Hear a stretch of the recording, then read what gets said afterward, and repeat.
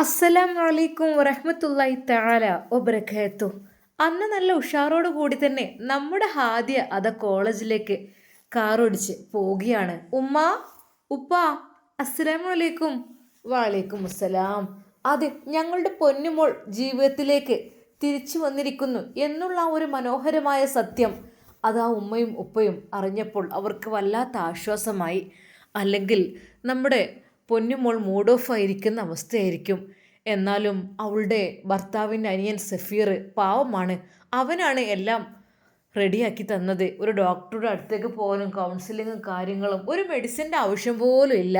അതെ, കാര്യങ്ങളൊന്ന് പറഞ്ഞ് മനസ്സിലായപ്പോൾ അവളെല്ലാം ഓക്കെ ആയിട്ടുണ്ട്. പഠിച്ചോനെ, ആ കുട്ടിക്ക് ദീർഘായുസ് ആഫിയത്ത് നീ പ്രദാനം ചെയ്യ റഹ്മാനെ. അത് ഗൾഫിലേക്ക് അല്ല അമേരിക്കയിലേക്കോ എങ്ങോട്ടോ ഈജിപ്തിലേക്ക് പോകാൻ വേണ്ടി നിൽക്കണമെന്നൊക്കെയല്ലേ അറിഞ്ഞത്. എന്തായാലും ആ കുട്ടിക്ക് നല്ലത് പഠിച്ച റബ്ബ് കൊടുക്കട്ടെ. കാരണം നമ്മളെ കുട്ടിയെ നല്ല രീതിയിലാക്കി തന്നല്ലോ. അങ്ങനെ ഹാദിയ കോളേജിലേക്ക് പോകുന്നു. എന്താണെന്നറിയില്ല, അവൾക്കിപ്പോൾ കോളേജിലേക്ക് പോകുമ്പോൾ വല്ലാത്തൊരു സന്തോഷമാണ് ഉണ്ടാകുന്നത്. അത് തലേ ദിവസം തന്നോട് ഐഷു പറഞ്ഞ ആ ഒരു വാക്ക് അതവളുടെ മനസ്സിൽ വല്ലാതെ അങ്ങ് തറച്ചിരുന്നു. പഠിച്ചോനെ, ഐഷു എന്നോട് പറഞ്ഞത് ആ രാത്രി മുഴുവൻ അവൾക്ക് അതിനെക്കുറിച്ചുള്ള ചിന്തകളായിരുന്നു. എന്നാൽ ഐഷു എന്നോട് പറഞ്ഞത് പക്ഷേ അതല്ല, അതിനു മുമ്പായിട്ട് റബ്ബെ എൻ്റെ ത്വലാഖിൻ്റെ കാര്യം അതൊന്ന് ആക്കണം പഠിച്ചോനെ. അതെന്തായാലും പെട്ടെന്ന് റെഡിയാക്കണം, അല്ലേ ശരിയാവില്ല റബ്ബെ. ഒന്നിനും മടിക്കാത്തവരാണ് അവർ. അല്ലാ, എങ്കിലും മനസ്സിൻ്റെ ഉള്ളിൽ വല്ലാത്തൊരു ആശ്വാസം അവൾക്ക് തോന്നിയിട്ടുണ്ട്. അങ്ങനെ അവൾ കോളേജിലെത്തി.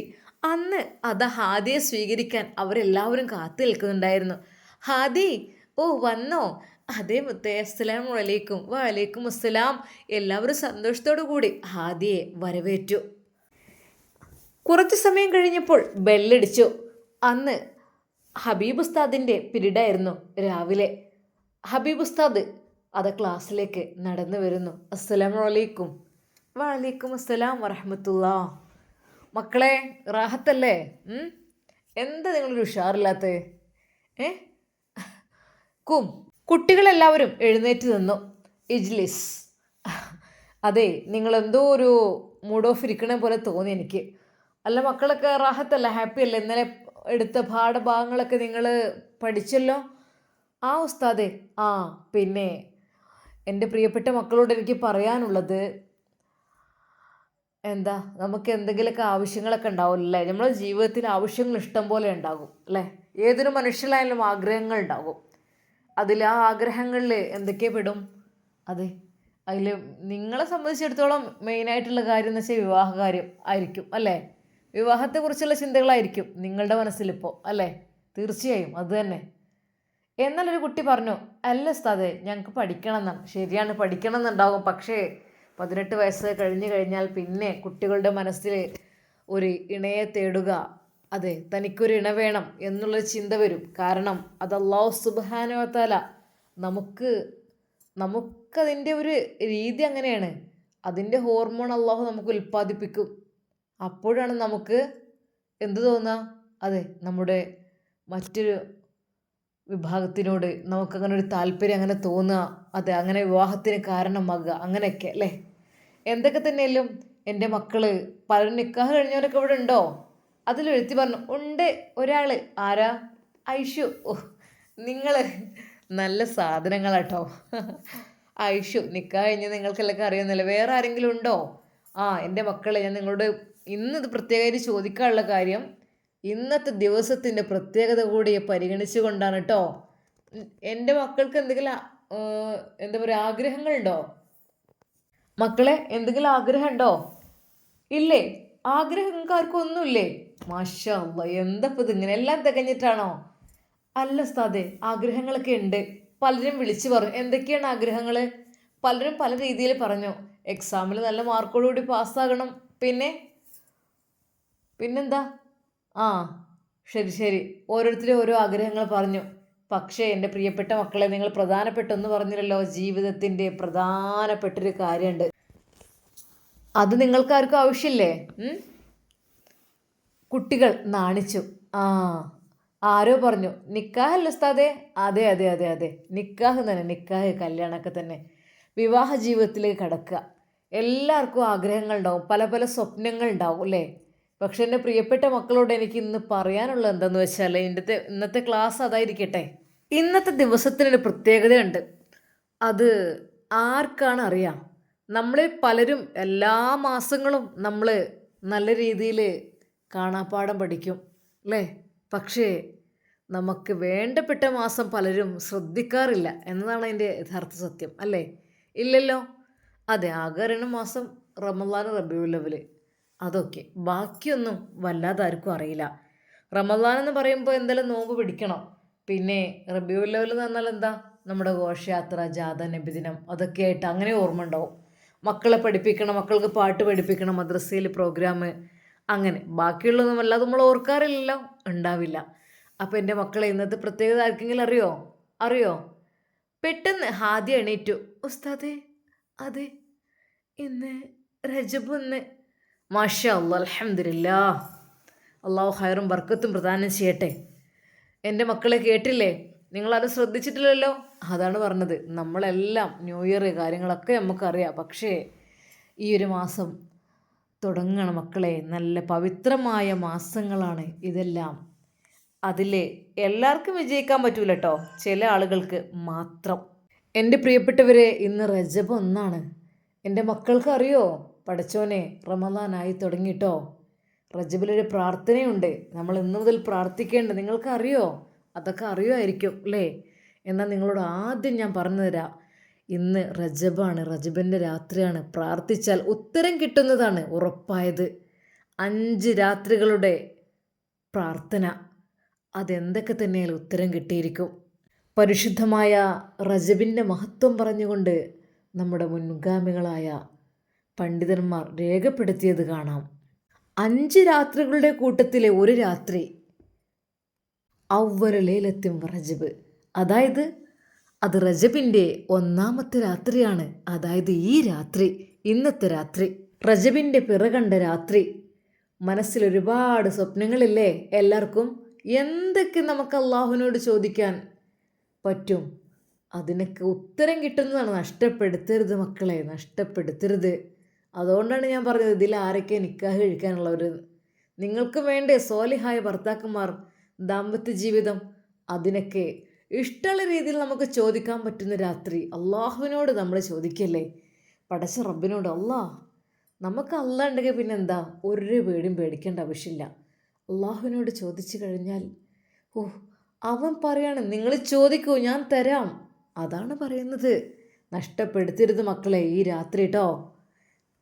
ഇന്ന് നമുക്കുള്ള ദിവസമാണ്. നമ്മുടേത് മാത്രമായിട്ട്, വ്യക്തിപരമായിട്ട്, സാമൂഹികമായിട്ട്, എന്തൊക്കെ തന്നെയായാലും നമുക്കുള്ളൊരു എന്താ പറയുക, ഒരു സ്പെഷ്യൽ ഓഫറാണ് പഠിച്ചത് നമുക്ക് തന്നിട്ടുള്ളത്. നമ്മുടെ വിവാഹത്തിനെ കുറിച്ച് ചോദിക്കാം, വീടിനെ കുറിച്ച് ചോദിക്കാം, നമുക്ക് എന്തെങ്കിലും അസുഖം ഉണ്ടെങ്കിൽ അത് ഷിഫിയാക്കി തരാൻ ചോദിക്കാം.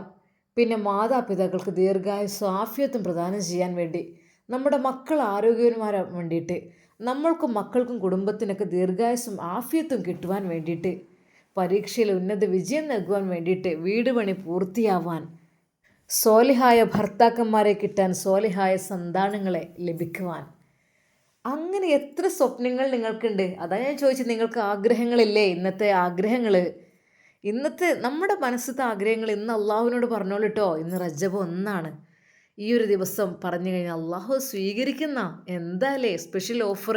അത് എന്തൊക്കെ തന്നെയായാലും, നിങ്ങൾക്ക് എന്ത് അസുഖമുണ്ടോ പറഞ്ഞോളൂ. അള്ളാഹുവെ, ഒരുപാട് ദിവസമായി ഞാനത് അനുഭവിക്കുന്നു, റഹ്മാനെ, പടച്ചോനെ, നീ അത് ഷെഫിയാക്കി കൊണ്ടല്ലാ എന്ന് പറഞ്ഞാൽ തീർച്ചയായും അള്ളാഹു സുബ്ഹാനഹു വ തആല സ്വീകരിക്കും. പടച്ചോനെ, എൻ്റെ വീടൊക്കെ ആകെ പൊളിയാനായിട്ടുണ്ട്, വീട് പണി ഇതുവരെ പൂർത്തിയായിട്ടില്ല, റഹ്മാനെ, നല്ലൊരു വീട് എനിക്ക് നീ കൊണ്ടല്ല.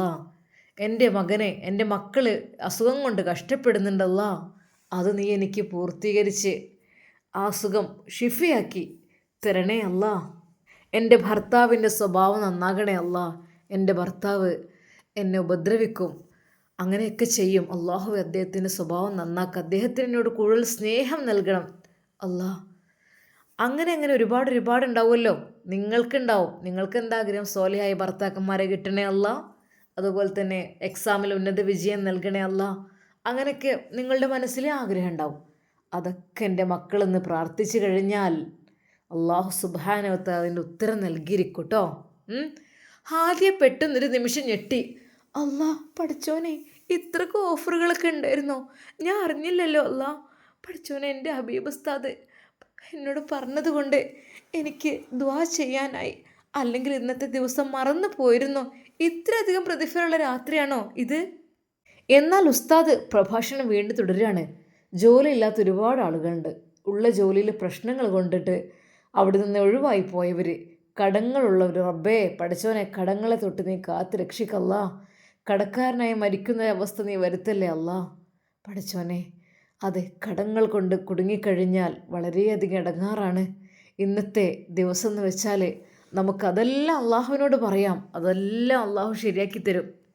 അതുമാത്രമല്ല, ജീവിതത്തിലെ ഓരോ അനുഭവങ്ങൾ കൊണ്ട് പ്രയാസത്തിൻ്റെ നടുവിൽ കിടന്ന് തിരിയുന്നവർ, റബ്ബേ എന്ത് ചെയ്യും റഹ്മാനെ, എൻ്റെ ജീവിതം എന്താ ഇങ്ങനെ എന്നൊക്കെ പറഞ്ഞിട്ട് നമ്മളിങ്ങനെ വളരെയധികം വിഷമിക്കുമല്ലോ.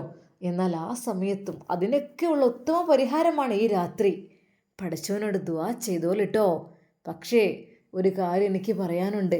നിങ്ങൾ ദുനിയാവത്തെ എല്ലാ കാര്യങ്ങളും പറഞ്ഞോളി. പക്ഷേ അതിനു മുമ്പായിട്ട് അള്ളാഹുവിൻ്റെ തൃപ്തി, അള്ളാഹുവേ നിൻ്റെ ഹുബ്ബ് നീ എനിക്ക് തരണേ അല്ലാ, നിൻ്റെ ഇഷ്ടം എന്നോട് ഉണ്ടാവണേ അല്ലാ, അത് നമ്മൾ ആദ്യം പറയണം. പടച്ച റബ്ബേ, നിൻ്റെ ആ തിരുനോട്ടം എനിക്ക് വേണം, നീയാണ് എനിക്ക് വേണം, നിന്നെ എനിക്ക് വേണമല്ല, എൻ്റെ കാര്യം എല്ലാ കാര്യം നീ ഏറ്റെടുക്കണമല്ല അല്ല എന്ന് പറയുകൊണ്ട് എല്ലാം പടച്ച റബ്ബിനെ ആദ്യം അങ്ങോട്ട് ഏൽപ്പിക്കുക.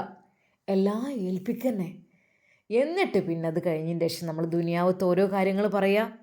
അതെ അല്ലാ, എനിക്കൊരു കുഞ്ഞിനെ വേണം, എനിക്ക് സ്വാലിഹായ ഭർത്താവിനെ വേണം, എനിക്ക് നല്ല വീട് വേണം, എനിക്ക് നല്ല കാറ് വേണം, എൻ്റെ എല്ലാ ആഗ്രഹങ്ങളും പൂർത്തിയാക്കണം, എൻ്റെ മക്കൾ സ്വാലിഹായ മക്കളാക്കണം, ഭർത്താവിൻ്റെ ജോലിയിൽ ഹൈറും ബർക്കത്തും പ്രദാനം ചെയ്യണം, പ്രവാസിയായ മക്കൾക്ക് നീ ഹൈറും ബർക്കത്തും പ്രദാനം ചെയ്യണം, പെട്ടെന്നുള്ള മരണത്തെ തൊട്ട് ഞങ്ങളെല്ലാവരെയും നീ കാക്കണമല്ല, ദീർഘായുസ്സും ആഫിയത്തും പ്രദാനം ചെയ്യണം, മരിക്കുന്ന കാലത്ത് റാഹത്തോടു കൂടി ഇസ്സത്തോടു കൂടി ഒരാളുടെ മുമ്പിൽ കൈ നീട്ടാതെ ജീവിക്കുവാനുള്ള ഭാഗ്യം ഞങ്ങൾക്ക് നീ നൽകണമല്ല, മരണം ഹൈറാകുമ്പോൾ ലാ ഇലാഹ ഇല്ലല്ലാ എന്ന കലിമത്ത് തൗഹീദ് ഉച്ചരിച്ച് മരിക്കുന്ന ഉത്തമ മുത്തഖങ്ങളിൽ ഞങ്ങളെ നീ ഉൾപ്പെടുത്തണമല്ല.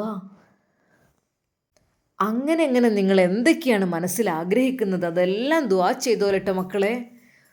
ഹാദിയ കേൾക്കുന്നുണ്ടല്ലോ? അതെ, ഉസ്താദ് ഹാദിയയോട് ആയി പ്രത്യേകം ഒന്ന് പറഞ്ഞു. മുഅ്മിനീങ്ങളെ, നമ്മുടെ അള്ളാഹു നമുക്ക് നൽകിയൊരു സുവർണാവസരമാണ്. അവ്വലു ലൈലത്തും റജബ്, റജബിൻ്റെ ആ ഒരു ഒന്നാമത്തെ രാവെന്ന് പറഞ്ഞാൽ അത്രക്കും പവറുള്ള രാത്രിയാണ് കേട്ടോ. അന്നത്തെ ദുആ അത് സ്വീകരിക്കപ്പെടുന്ന ദുആയാണ്. ആരൊക്കെ എന്തൊക്കെ വേണമെങ്കിലും ചോദിച്ചോളൂ, പറഞ്ഞോളൂ, നഷ്ടപ്പെടുത്തരുത് മക്കളെ. ഈ ദിവസത്തെ ദുആ എന്ന് വെച്ചാൽ അല്ലാഹു തആല തട്ടിക്കളയാത്ത ദുആയാണ്. ഖൽബിൻ്റെ മണ്ണൊഴുതെടുക്കാൻ അള്ളാഹു തന്നൊരു മൃദു സമയമാണിത്. പാപത്തിൻ്റെ മുളകൾ പിഴുതെറിഞ്ഞ് തൗബയുടെ വിത്തുകൾ നട്ടിടാൻ, കണ്ണീരിൻ്റെ വെള്ളമൊഴിച്ച് സ്വലാത്തിൻ്റെ വെളിച്ചം പകർന്ന് ഷഅബാനിലേക്കും റമളാനിലേക്കും വിളവെടുക്കാനുള്ള ഒരു ഒരുക്കമാണ് അത് നമ്മുടെ ഈ റജബ്. അല്ലാഹുമ്മ ബാരിക് ലനാ ഫി റജബിൻ വ ഷഅബാൻ വ ബല്ലിഅനാ റമളാൻ. മക്കളെ എന്നും ദുആ ചെയ്തോളി. ക്ലാസ് കേൾക്കുമ്പോൾ എല്ലാവരുടെയും മനസ്സിൽ പല പല ചിന്തകൾ. അതെ, ഇന്ന് വീട്ടിലെത്തിയിട്ട് ഇന്നത്തെ രാത്രി നല്ല രീതിയിൽ പഠിച്ച റബ്ബിനോടൊക്കെ ദുആ ചെയ്യണം. റബ്ബേ എനിക്ക് അതിനുള്ള ഭാഗ്യം നൽകണം അല്ലാ. എന്നാൽ ഹാദിയ ഒരുപാട് ആഗ്രഹിച്ചു, റബ്ബേ ഒന്ന് വീട്ടിലെത്തിയിരുന്നെങ്കിൽ, ഒന്ന് രാത്രിയായിരുന്നെങ്കിൽ. അവളുടെ മനസ്സിലുള്ള ആഗ്രഹങ്ങളെല്ലാം പടച്ച റബ്ബിനോട് തുറന്ന് പറയുവാൻ അവൾക്ക് കൊതിയായിപ്പോയി. ഒരിക്കൽ കൂടി ഹബീബ് ഉസ്താദ് പറഞ്ഞു, പ്രിയപ്പെട്ട മക്കളെ, ഞാൻ ഒന്നുകൂടെ പറയാം, ഇന്നത്തെ രാത്രി റജബ് മാസത്തിലെ ആദ്യ രാത്രിയാണ്. പ്രാർത്ഥനയ്ക്ക് ഉത്തരം ലഭിക്കുന്ന 5 രാത്രികളിൽ ഒരു രാത്രി റജബിലെ ആദ്യ രാത്രിയാണെന്നാണ് നമ്മുടെ ഇമാം ഷാഫി റളിയല്ലാഹു അൻഹു പറഞ്ഞിട്ടുള്ളത്.